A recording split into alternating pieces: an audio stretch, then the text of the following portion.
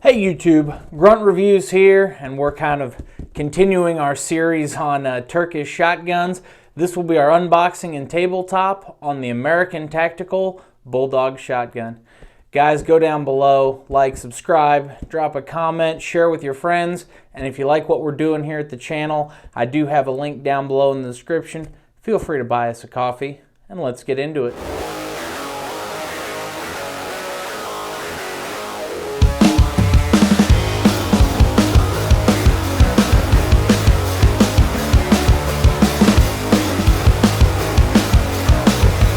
Without further ado, let's pop this box open. So full disclosure, this thing normally does come out of the factory in this plastic bag. When I first opened this, it was, we'll just say, very gooey. There was a pretty good amount of oil on the shotgun and in the bag, so I did wipe it down to make it just a little bit more presentable. But this does come in a sealed plastic bag. Of course, you get your lock, a single 5-round detachable magazine. We, of course, get a wrench and an Allen wrench. Chamber flag, of course, I removed that when I pulled it out of the bag. You do get a set of 3 chokes, so one does come pre-installed in the shotgun. We get 2 additional. These do appear to be the Benelli mobile chokes. They do give you a nice little identification guide as well. They don't list it as full, modified, improved, modified, anything like that, but at least they give you a rough idea with the choke set. So that I actually do like. That's a lot better than a lot of the other Turkish manufacturers are doing. We get of course, our owner's manual. And then this does come with a set of adjustable flip-up sights, of course, front and rear. And then we get into the shotgun itself. So, of course, this is a bullpup style shotgun. Does feed out of that 5-round detachable mag. It does have a cheek riser as well, depending on what type of optic you'd like to run. And what's a little bit interesting about this is it uses a AR style charging handle to actually charge. Let's move this box out of the way and get this up on the stand. Now we've got her up on the stand. This thing obviously is a bullpup, but it's very AR-esque in its operation. We do have an AR style charging handle. We have a push button AR style mag release, and we also have an AR style bolt release as well too. So if you're familiar with the AR platform, it is somewhat similar. Obviously some major differences. It does use a cross bolt style safety instead of a selector lever like an AR. Optics wise or sight wise, very similar to that flat AR style platform. They do give you these flip up sights. I will say mounting them, of course, the only thing that holds these in is the screw. It doesn't have an additional wedge on either one of these. The front sight, very loose on the rail, slid right on, locked it down. The rear sight, very tight on the rail. That's what we have tend to seen with some of the tolerances on the Turkish shotguns. If you've seen our Toros Cupola video, you'll know what I'm talking about, and I will put a link up above me here. The sights actually are not bad. They are adjustable, and it does have a flip up, so it's got a U-notch or a traditional ghost ring on the rear, just a standard post, blacked out post on the front. Obviously, most people are probably going to put a red dot of some sort, but at least they give you something to put on it while you have it out of the box. One thing I will mention, it does have a cheek riser. If you were to put, let's say, a small, like 1 to 4 optic on this for shooting slugs, it does have a cheek riser. However, even if you crank this sucker all the way down, it has a ton of wobble to it. If we look at the actual channel here that this thing sits in, there's just a ton of play in there. If they had tightened down or made these tolerances a little tighter, or made the cheek riser just a little bit fatter, it would ride up and down instead of having all of this wiggle. And as I said, this thing is cranked all the way to the moon and it's still loose. All this adjustment is basically a T-bolt on this side, or actually a bolt on this side and a nut on this side. They don't have anything to grab onto the plastic. So that is one annoyance that you will probably see. However, that being said, MSRP on this is $499.95. With the gun shortage that we are still in, they're selling for $500, $550. I've seen them around the $600 range. So something to be aware of. They are getting over retail for them. Top, of course, we do have a standard Picatinny rail on top, and we do have the quad rail style setup. So 2 short pieces, 1 on either side, and then we have 1 on the bottom. So lights, foregrips, anything you might want to add to it, you do have some rail space for that. And we do have a butt pad. This thing is a little bit more solid than a lot of the Turkish shotguns. Usually they have a little bit more flex to them. This thing's pretty stout. I would imagine somebody in the aftermarket, at the rate that these things are coming out at, would come out with something like a limb saver butt pad for it.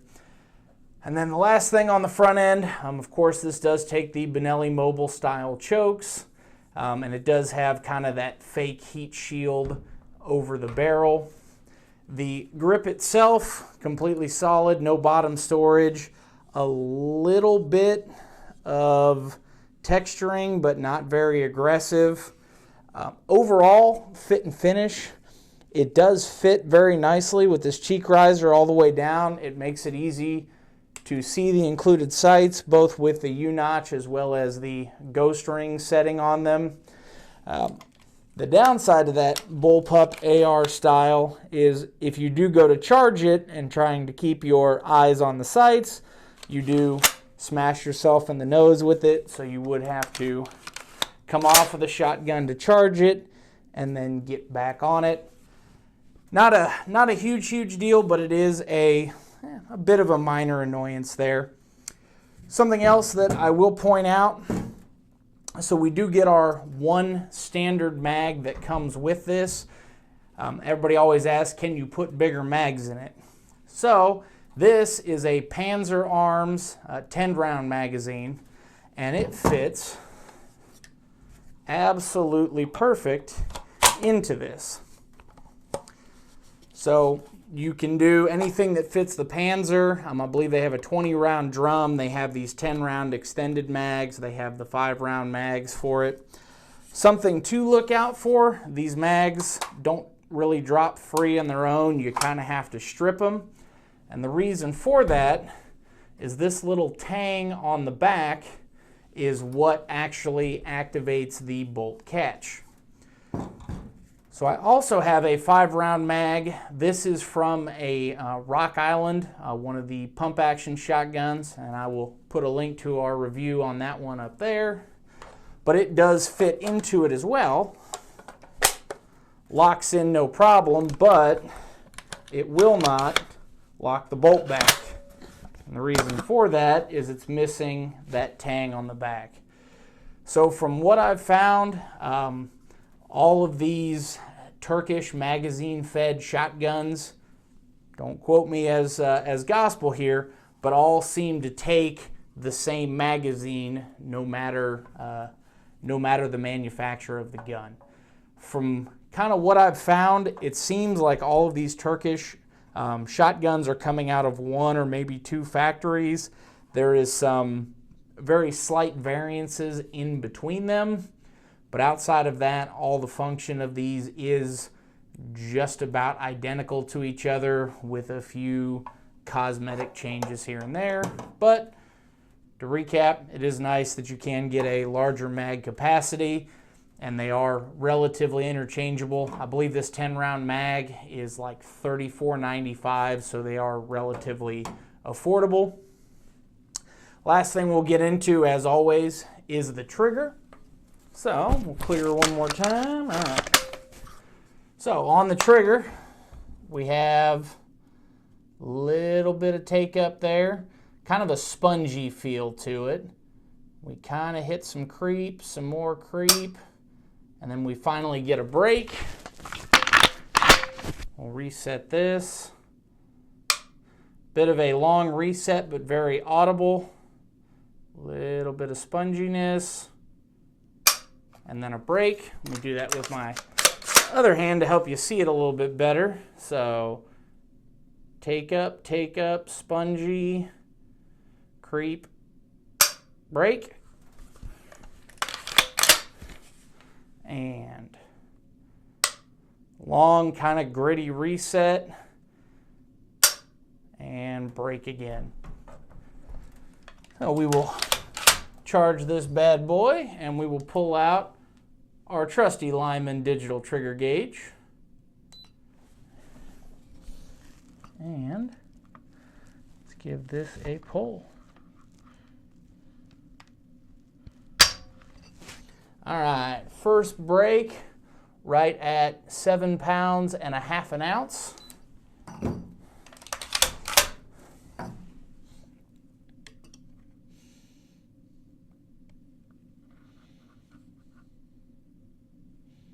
Make sure we're pulling this square.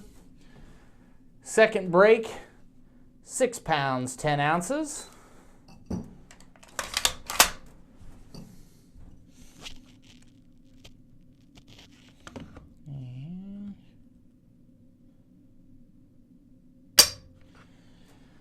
And last one, 7 pound, 1 ounce. So that puts our average right in that 7 pound range.